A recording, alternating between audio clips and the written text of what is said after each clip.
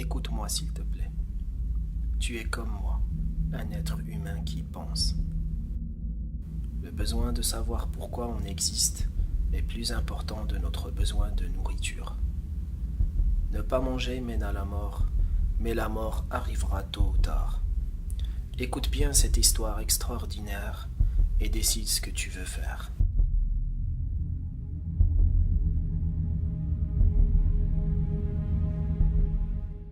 La Terre. Une balle géante dont le diamètre est de 12 742 km, avec une vitesse de rotation de 1670 km par heure.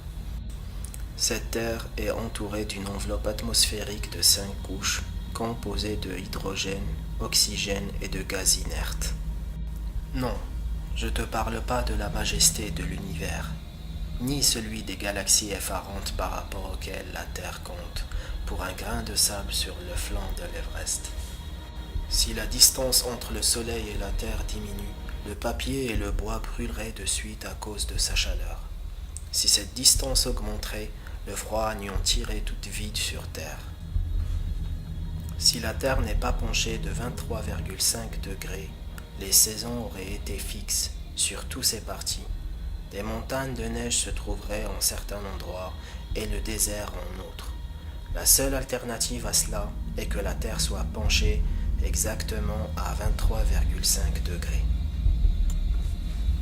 Si l'enveloppe terrestre était moins épaisse ou d'une composition différente, les météores qui circulent dans l'espace à une vitesse plus rapide à une balle en plomb brûleraient toute chose sur Terre. Ce qui est étonnant est que l'enveloppe terrestre ne permet que le passage d'une quantité infime des rayons solaires qui sont d'une importance chimique pour le développement des plantes et la suppression des microbes et encore d'autres choses nécessaires à la Terre. L'air se compose de 6 gaz, dont 78% de nitrogène et 21% d'oxygène. Ces proportions très précises sont rassemblées pour convenir exactement à notre vie. Pourquoi toutes les mesures de cet univers sont-elles ajustées dans l'intérêt d'une seule créature, la seule douée de raison? Y aurait-il pas là un signe, un message que tu dois percevoir?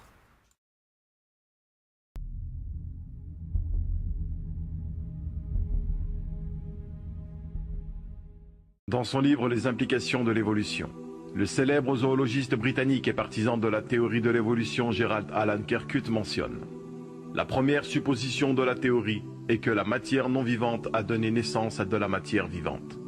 Autrement dit, le fondement de cette théorie repose sur l'apparition par chance d'une cellule vivante à partir de matière non vivante. Il s'agit de la base de la théorie de l'évolution, qu'on appelle dans le domaine scientifique l'évolution chimique. Alors pour savoir si une cellule vivante pouvait émerger par hasard à partir de matière non vivante, de nombreuses expériences scientifiques ont été effectuées. La plus célèbre d'entre elles a été faite par le pionnier de la microbiologie, le célèbre biologiste français Louis Pasteur. Il conclut qu'un organisme vivant ne pouvait que provenir d'un autre organisme vivant. Par la suite, le grand médecin allemand Rudolf Virchow confirma l'expérience de Pasteur et conclua qu'une cellule vivante ne pouvait que provenir d'une autre cellule vivante du même genre. Ces expériences ont donné naissance à l'une des principales généralités de la biologie, la loi de la biogénèse. Dans le célèbre livre de biologie intitulé « À la recherche de l'ordre dans la complexité », on peut y lire: historiquement, le point de vue comme quoi la vie provient de la vie a été tellement bien démontré scientifiquement qu'il s'agit aujourd'hui d'une loi appelée loi de la biogénèse.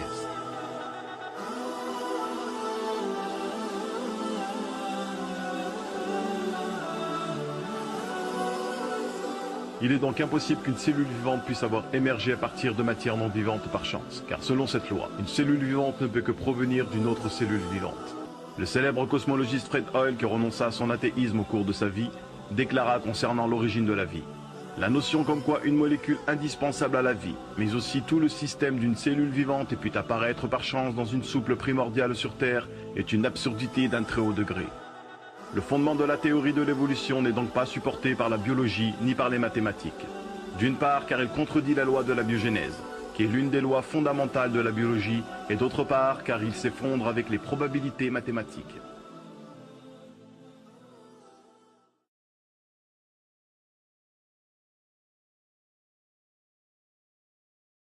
L'irrationalité d'une telle croyance avait déjà été démontrée d'une façon similaire par le pionnier de la physique moderne, le grand scientifique anglais Isaac Newton. Il y a déjà plusieurs siècles, celui-ci avait réussi à faire comprendre à l'un de ses amis athées l'absurdité de sa croyance d'une manière très originale. Pour ce faire, il avait demandé à un mécanicien de fabriquer une reproduction miniature du système solaire. Les planètes étaient représentées par des billes qui tournaient grâce à un système compliqué d'engrenages et de courroies. Newton plaça ensuite cette reproduction sur son bureau de travail dans son cabinet. Un jour, son ami athée entra dans la pièce et voyant cette superbe reproduction du système solaire, il fut très émerveillé et demanda qui l'avait fait. Newton, qui était en train de lire, leva les yeux et assura son ami avec le plus grand sérieux que personne ne l'avait fait, mais que c'était par le plus pur hasard que les éléments s'étaient rassemblés de la sorte. Son ami athée fut étonné et répliqua avec une certaine vivacité. « Tu dois me prendre pour un sot.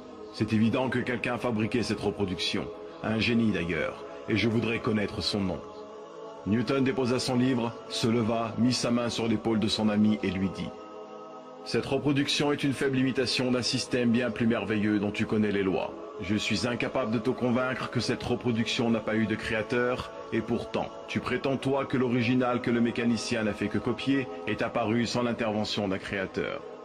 Explique-moi, je t'en prie, par quel raisonnement es-tu arrivé à une pareille conclusion ? Explique-moi, je t'en prie, par quel raisonnement es-tu arrivé à une pareille conclusion ? Si on n'arrive donc pas à percevoir que des choses complexes puissent avoir émergé par hasard, prétendre cela pour des choses encore plus complexes serait une conclusion qui est en apparente conflit avec notre raison. Comment pourrait-on concevoir que le système solaire soit apparu par chance, alors qu'on n'arriverait jamais à concevoir cela avec une simple reproduction ?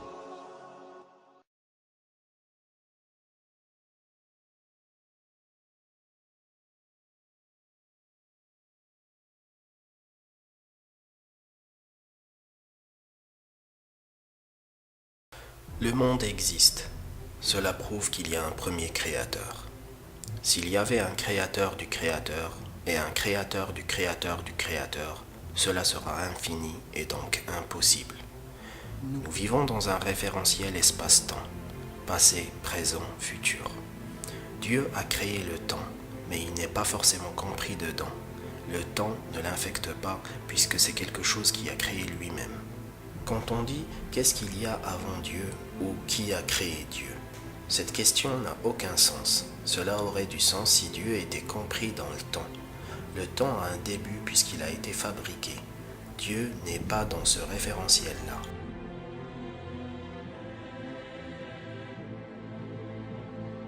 S'il y avait plus qu'un seul Dieu, l'univers serait en désordre à cause de multiples créateurs et les autorités qu'ils exerceront. Mais il n'est pas en désordre. Par conséquent, il n'y a qu'un seul Dieu. Puis Dieu est un tout parfait. Il ne peut pas être un second Dieu, car ils doivent différer d'une certaine manière et différer de la perfection complète. Il ne peut donc n'y avoir qu'un seul Dieu.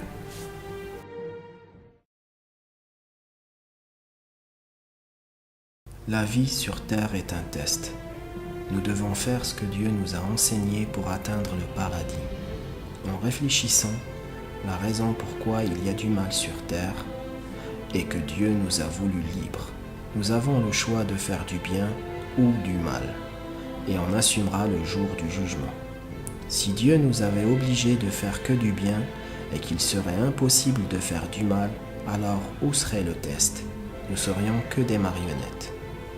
Puisqu'on est libre de choix, comment savoir le droit chemin pour la vraie vie, le paradis ? Dieu nous a créés, a subvenu à nos besoins et ne nous a pas laissés à l'abandon. Bien au contraire, il nous a envoyé des messagers et des prophètes. Les signes qui indiquent le droit chemin sont partout. On a seulement besoin de prendre le temps et de méditer et penser. C'est pas un hasard qu'on est les seuls parmi les créatures à pouvoir réfléchir.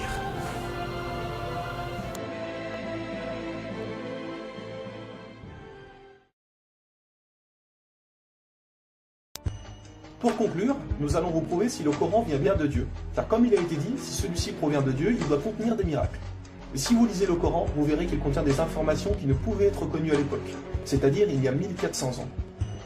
Mohamed était un homme qui vivait en plein milieu du désert d'Arabie, là où la technologie n'existait pas. À cette époque, il n'y avait pas d'électricité, aucun appareil électronique, rien de tout ça. Les gens vivent de la terre, se déplacent en chameau. Personne n'avait inventé ou même pu imaginer les choses telles que les sondes, les scanners, les satellites, etc. Et pourtant, dans le Coran, nous pouvons lire « Sous l'eau, il y a des endroits où il y a de l'eau douce et de l'eau salée. Et entre les deux se trouve une barrière invisible qui empêche les deux eaux de se compénétrer. » C'est-à-dire que le sel de l'eau salée ne va pas dans l'eau douce. Ces barrières les empêchent. Les océanologues comme Jacques-Yves Cousteau ont découvert cela récemment grâce aux sous-marins où ils ont pu faire des prélèvements d'eau, etc. Qui, il y a 1400 ans, en plein milieu du désert, pouvait savoir qu'il y a des barrières invisibles dans l'océan? Il est écrit dans le Coran que l'univers est en expansion continuelle, c'est-à-dire que celui-ci ne cesse de grandir. Les étoiles s'éloignent les unes des autres constamment. C'est en 1920, grâce aux appareils très perfectionnés, tels que les télescopes puissants, que nous avons pu savoir que l'univers était en expansion continuelle. Qui, il y a 1400 ans, pouvait connaître cette information? Nous savons aujourd'hui que les montagnes sont comme des piliers et possèdent des racines.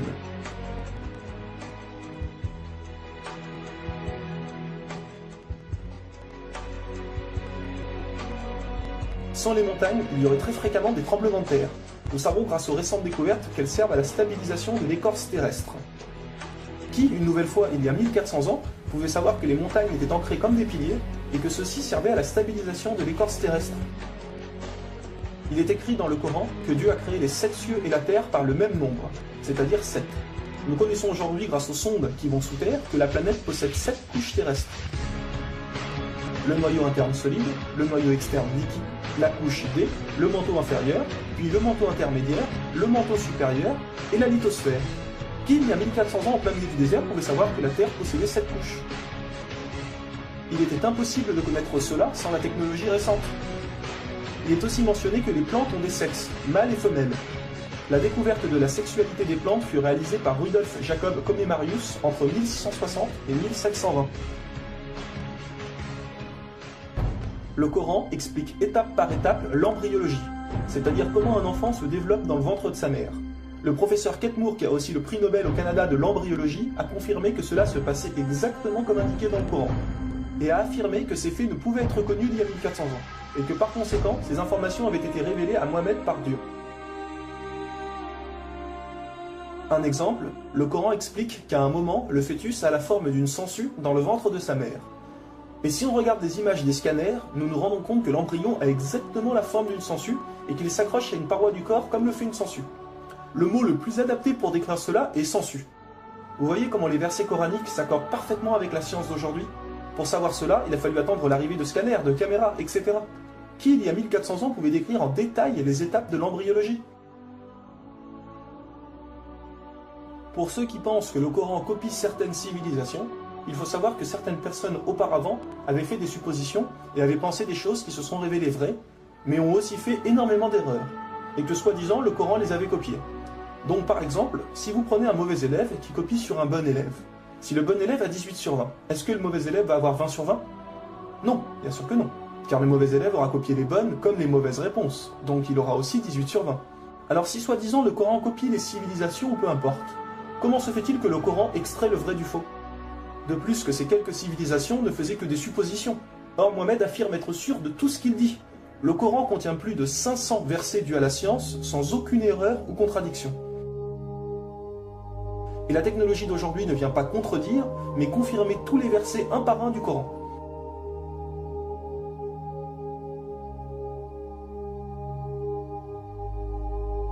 Il est écrit dans le Coran que les fourmis parlent. Nous l'avons confirmé en 2009 grâce aux appareils auditifs puissants. Un homme ne peut entendre ces bruits à l'oreille nue comme ça. Nous savons aujourd'hui que dans la plupart des pays, il est interdit d'avorter au bout de 3 à 4 mois. Car après 4 mois, la science explique que le bébé commence à vivre, et que cela donc est considéré comme un crime.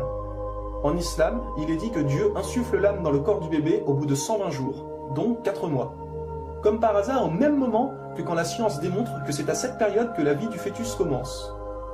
Pour savoir que la vie du bébé commence à 4 mois, il a fallu attendre une nouvelle fois l'arrivée de scanners, IRM, caméras miniatures, etc.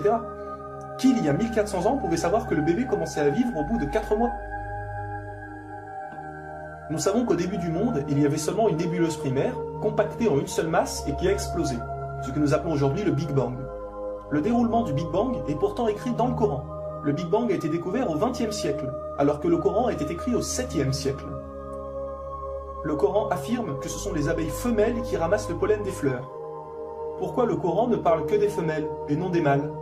Eh bien la science a découvert récemment qu'effectivement les femelles possédaient des organes que les mâles n'ont pas, et ceux-ci ne peuvent pas collecter le pollen des plantes. Encore et toujours, qui pouvait savoir il y a 1400 ans que les mâles n'ont pas les organes nécessaires pour le prélèvement du pollen? Il y a longtemps, les gens pensaient que la Terre était plate. Ce n'est qu'en 1577 que Francis Drake fait le tour de la planète et prouve que celle-ci est ronde. Le Coran, environ 1000 ans plus tôt, affirme que la Terre est ronde, mais ne s'arrête pas à ça. Pour donner un exemple, il est dit que la Terre ressemble à un œuf, mais pas n'importe quel œuf, celui d'une autruche. Et si vous regardez un œuf d'autruche, vous verrez qu'il n'est pas tout à fait rond, mais qu'il est aplati en haut et en bas. Celui-ci est de forme géosphérique. Et nous savons aujourd'hui que la Terre non plus n'est pas tout à fait ronde, mais qu'elle est aplatie au niveau des pôles. Et donc qu'elle est également de forme géosphérique. Qui, il y a 1400 ans, pouvait savoir que la planète Terre était géosphérique? Il a fallu attendre les satellites pour sortir de la Terre pour se rendre compte de cela. Soyons honnêtes, qui, il y a plus d'un millénaire, pouvait faire toutes ces affirmations, sans aucune technologie? Rendez-vous compte, à cette époque-là?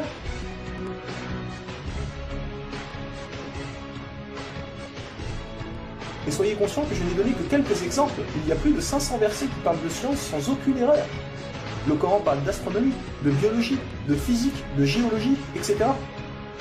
Ça ne s'arrête pas là. Le Coran ne comprend pas seulement des miracles scientifiques, mais des miracles linguistiques ou numériques. Par exemple, le mot terre apparaît 13 fois dans le Coran, et le mot mer apparaît 32 fois. Additionnez 13 plus 32, cela vous donne 45. Si l'on met cela en pourcentage, 32 fois le mot mer sur 45 donne 71%. Et c'est exactement le pourcentage que la mer recouvre sur la surface de la Terre. La mer recouvre 71% de la surface de la planète. Et 13 sur 45 donne 29%. Et c'est exactement le pourcentage que représente la Terre sur la surface de la planète.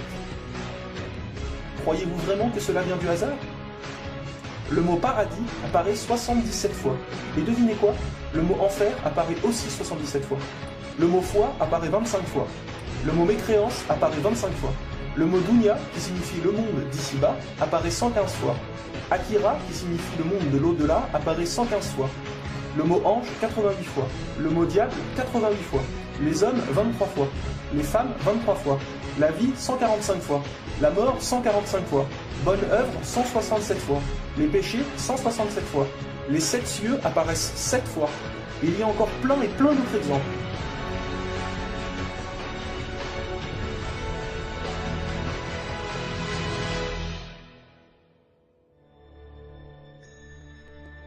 Le Coran est d'une beauté incomparable. Dans la langue originale, c'est-à-dire en arabe, environ la moitié du Coran rime.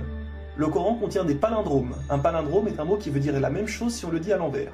Par exemple, Bob, à l'envers, vous aurez toujours Bob. Ou kayak, à l'envers, vous aurez toujours kayak. Un mot comme ça peut se trouver, mais une phrase entière, cela est quasiment impossible. Ou alors votre phrase ne voudra rien dire. Mais non, le Coran possède des phrases entières en palindrome, et ces versets ont un sens très profond. Le Coran ne possède aucune contradiction ou erreur. Je vais donner un dernier exemple avant de conclure. Vous allez vous rendre compte de l'extraordinaire précision du choix des mots. Dans un verset, Dieu dit qu'il n'a pas doté l'homme de 2 cœurs. Pourtant, un peu plus loin, Dieu parle aussi des femmes. Alors pourquoi il ne dit pas « je n'ai pas doté l'être humain de 2 cœurs » ? Pourquoi ne parle-t-il que des hommes, puisque les femmes sont mentionnées après ? Quand nous lisons tout le passage, nous nous rendons compte que Dieu ne parle pas au sens littéral, mais au sens figuré. Il explique que l'homme ne peut pas être croyant ou non-croyant, c'est l'un ou l'autre, les deux ne peuvent pas coexister. Ou on a la foi, ou on l'a pas. Mais si nous prenons ce verset au sens littéral, est-ce vrai ? Oui, bien sûr, l'homme ne possède qu'un seul cœur. Mais pour les femmes, elles peuvent être enceintes, n'est-ce pas ? Et quand elles sont enceintes, combien de cœurs possèdent-elles ? Vous vous rendez compte de ça ? Si Dieu avait mis l'être humain au lieu du mot homme, un petit malin aurait pu dire « Hé, il y a une contradiction ! Si on prend cette phrase au sens littéral, la femme peut avoir 2 cœurs quand elle est enceinte. » Mais non, même au sens littéral, cette critique est impossible. Que ce soit au sens littéral ou figuré, le Coran est inattaquable. Rendez-vous compte de la précision des mots. Il y a encore plein d'autres choses, mais cela prendrait énormément de temps de tout mentionner.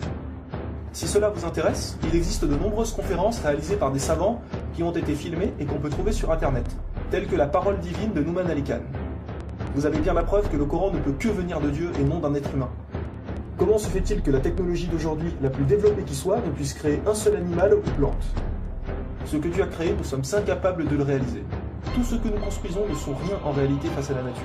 Dieu dit dans le Coran, pour ceux qui recherchent des preuves, regardez autour de vous, regardez la nature, l'être humain, l'eau, le soleil. Il y a là des preuves pour ceux qui réfléchissent.